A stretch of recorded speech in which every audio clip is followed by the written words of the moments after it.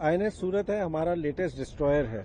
तो डिस्ट्रॉयर श्रृंखला का जो जहाज होता है उसमें कैपेबिलिटी होती है कि किसी भी डोमेन में वॉरफेयर हो, चाहे वो समुद्री सतह पे हो या हवा में हो या फिर समुद्र के भीतर पनडुब्बी से जो भी कुछ एनिमी का सबमरीन हो, पनडुब्बी हो, जहाज हो या एयरक्राफ्ट हो या मिसाइल हो, उसको डिटेक्ट करके उसको क्लासिफाई करके उसको न्यूट्रलाइज कर सके, तो वो क्षमता हम में है। उसके अलावा हमारे पास हेलोडेक है जिसमें और 2 हैंगर है जिसमें हमारे पास 2 हेलीकॉप्टर हम कैरी कर सकते हैं और उनको ऑपरेट कर सकते हैं, जो हमारी जो इंटेग्रल ऑर्गेनिक सेंसर्स हैं उनकी कैपेबिलिटी और बढ़ाते हैं वो, और हमारा एनवेलप डिटेक्शन एनवेलप और टारगेटिंग एनवेलप को ज़्यादा बड़ा करते हैं। और सबसे खास बात कहूँगा कि इंडिजिनस है, भारत में बना है, तकरीबन 75% कॉम्पोनेंट है इंडिजिनस कॉम्पोनेंट, और नेवी का लेटेस्ट डिस्ट्रॉयर है और मैं कहूँगा कि बेस्ट शिप है। कैसे इसको हम अलग मानेंगे या और वॉरशिप से इसको थोड़ा अच्छा देखा जाएगा, जो अच्छा महत्वपूर्ण रोल इंडियन नेवी में? और वॉरशिप से अलग नहीं होगा, क्योंकि हमारे जो शिप्स हैं वो एक कैटेगरी के, ऐसे नौसेना के पास तकरीबन 10 डिस्ट्रॉयर हैं प्रोजेक्ट 15 के अंदर।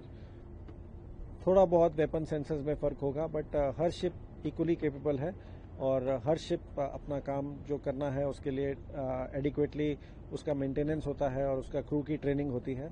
तो बट ये है कि लेटेस्ट जहाज है और मैं इस जहाज का कमांडिंग ऑफिसर हूँ और मुझे लगता है कि बेस्ट जहाज है। So if we talk about the weapon system, so how the INS Surat is more playing the important role by the weapon system in Indian Navy? So हमारा जो वेपन सिस्टम्स हैं, वेपन और जो sensor suite है वो बहुत advanced है, जो उसमें ऑटोमेशन ज़्यादा है और रेंजेस बहुत ज़्यादा हमें मिलती हैं, डिटेक्शन रेंजेस और टारगेटिंग रेंजेस भी। तो it is one of the most advance systems. It's a treat to sit and operate on that system. और जो हमारा क्रू है वो एडिक्वेटली ट्रेंड है, उनकी ऑप्टिमम ट्रेनिंग हुई है, and then we undertake lot of exercises. जब अपने स्किल को हम थोड़ा ठीक करते हैं और इन वेपन फायरिंग्स करते हैं रेगुलरली, ताकि जहाज हमेशा के लिए रेडी रहे, ताकि कहीं भी डिप्लॉय हो किसी भी मिशन के लिए। So we are ready anytime, anywhere, anyhow. We heard the record-breaking launching. Yes, so that is coming of age of Indian shipbuilding. You see, when you have larger numbers, when you build ships in seven of a type or 10 of a type, then you get these shrunk timelines. And truly, what a record! 2.5 years from launch to commissioning.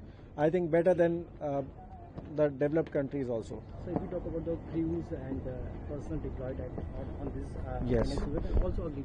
So they are the most motivated of the lot. I am their commanding officer, and it's a very proud feeling because they are truly the best. Agni Veers are, Agnipath scheme was the scheme for induction, so it's just a recruitment scheme. Otherwise, between Agni Veers and the rest, there's no difference. They are adequately trained. They are sailors, and they are doing the job in all trades, whether it is engine room or sitting on the sensors or operating the gun or any ADAM job, paperwork or baking meals on board. So they are doing the job, and you are aware that Navy has opened both officer and sailor cadre for induction of women. So women can be accommodated on board, and there is no limit to the number of women officers or women sailors we can carry. So our accommodation spaces are in living conditions. I mean, we can accommodate the 100% of the ship can be women. There is no problem in that. Operation Sindoor में भारतीय नौसेना पोत सूरत और हमारे बहुत सारे जहाज और सबसे नोटेबली हमारा जो एयरक्राफ्ट कैरियर है विक्रांत, हम सब डिप्लॉयड थे और हम रेडी थे और हमने जो अपना काम था वो किया और हम रेडी रहेंगे। अगली अपॉर्चुनिटी का हम वेट कर रहे हैं, हम तैयार हैं।